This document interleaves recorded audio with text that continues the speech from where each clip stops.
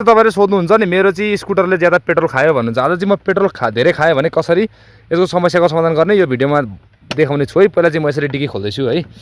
र डिकी खोलेपछि हाम्रो एउटा यस्तो खालको इन्टरफेस आउँछ हैन। अब यो चाहिँ हामी ठ्याक्कै यो ढक्कन खोल्नुपर्छ है सुरुमा चाहिँ। र म यो ढक्कन चाहिँ अब खोल्न लागिरहेको छु हैन। र म यो ढक्कनलाई निकाल्छु है त। अब पहिला सुरुमा चाहिँ यो ढक्कन चाहिँ खोल्छु है। ढक्कनलाई चाहिँ म यो क्यापलाई चाहिँ बिस्तारै ओपन गर्छु है। म चाहिँ यो क्यापलाई ओपन गर्दैछु र हाम्रो यो क्याप चाहिँ फाइनली ओपन भइसकेको छ है। अब यहाँ चाहिँ धेरै फोरहरु पनि रहेछ हैन। यो क्याप ओपन भइसकेको छ। अब चाहिँ हामीले के गर्नुपर्छ भने हाम्रो स्कुटरलाई चाहिँ हामीले स्टार्ट गर्नुपर्ने हुन्छ है। म चाहिँ चाबी म डिकीबाट लिएर आउँछु। चाबी अन गर्छु है त। मलाई थोरै लगाइदिन्छु है। चाबी लगाएँ।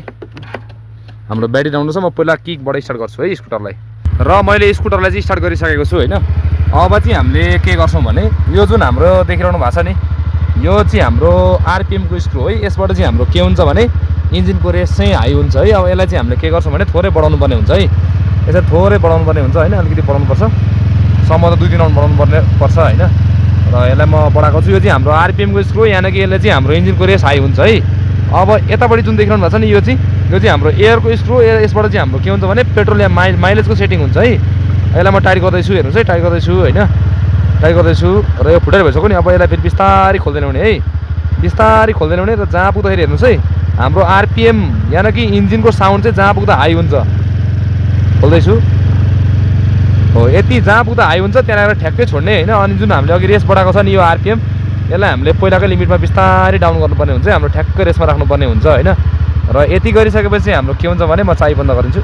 हाम्रो ठ्याक्कै माइलेजको सेटिङ मिल्छ है। र तपाईहरुले पनि स्कुटरले पेट्रोल धेरै खान्छ तपाईहरुको पनि भने तपाईहरुले यो जुन छ नि यो चाहिँ हाम्रो आरपीएम को स्क्रु यसले चाहिँ इन्जिनको साउन्ड इन्जिनको जुन स्पिड चाहिँ बढाइदिन्छ हैन। र यसलाई थोरै टाइट गर्नु होला। त्यसपछि चाहिँ हाम्रो यो एयरको स्क्रु यसलाई पुरै टाइट गरेर बिस्तारै खोल्दै ल्याउनु होला। जहाँ पुग्दा हाम्रो आरपीएम हाई हुन्छ त्यहाँ लगेर ठ्याक्कै छोड्नु होला। त्यसपछि चाहिँ हाम्रो स्कुटरले पेट्रोल ज्यादा खाने समस्या चाहिँ समाधान हुन्छ है। र यो भिडियोलाई मन पर्यो भने एक लाइक शेयर र कमेन्ट चाहिँ अवश्य पनि गर्नु होला है त।